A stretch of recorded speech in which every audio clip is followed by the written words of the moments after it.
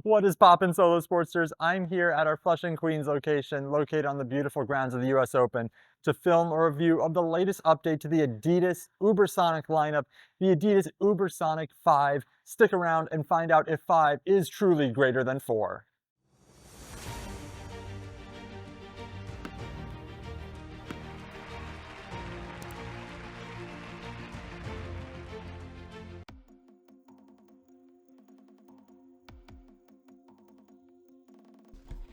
The Adidas Adizero Ubersonic 5 tennis shoes are made for lightning play on the court.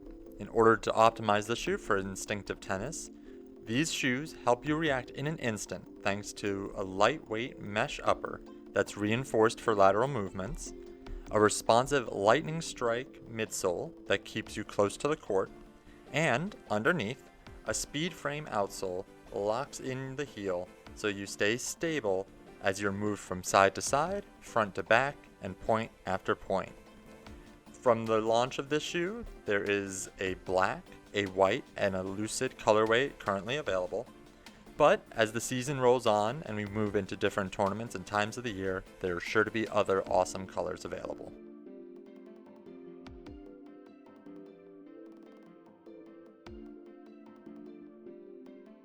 Now, as a huge fan of lightweight shoes, the Ubersonic is definitely my favorite offering from the Adidas lineup.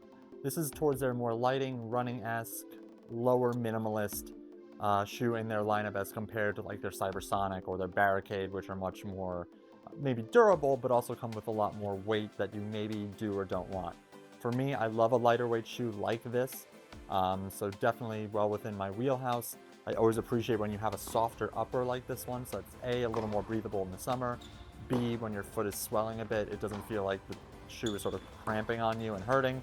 So I felt like it was a light and generous soft upper. I think is a fantastic combination, and this Ubersonic definitely delivers on that.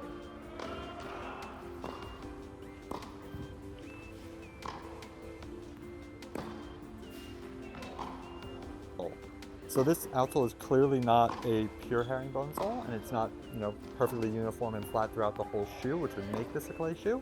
But this is definitely something I can use on either surface without worrying too much or having to track down a clay court shoe and then a hard court shoe. So it's a really nice detail here. You'll see a lot more companies specifically making a hard court and a clay court shoe, but at least Adidas here is still doing their hard court shoe with a modified herringbone sole, so you can use them pretty well on both surfaces.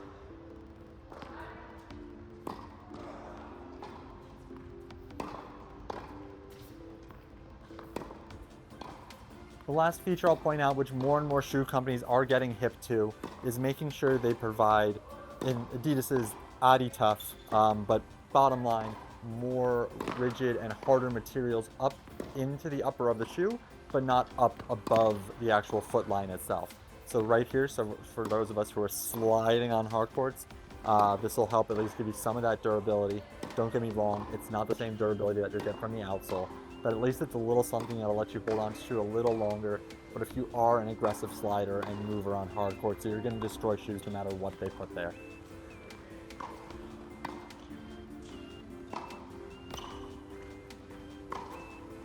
The biggest thing that I noticed as a difference between this Ubersonic and maybe some of the previous gens is truly how stable this heel collar is.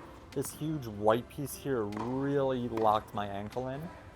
From the beginning, I wasn't such a huge fan of that because I tend to prefer like the softer the better. Maybe because I'm not that aggressive of a mover. I'm relatively lightweight as a person. I'm not super heavy on my feet. So I don't feel like I need all the extra bells and whistles that more supportive.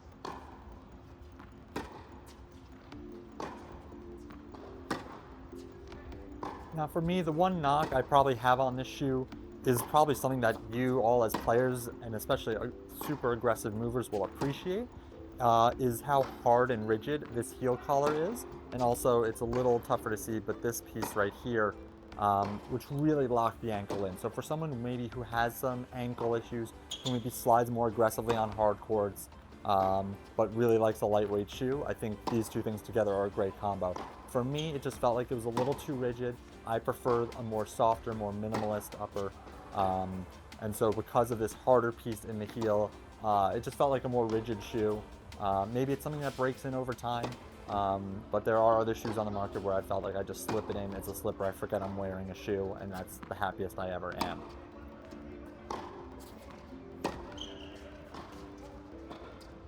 This shoe scored well in our Solow Sports review.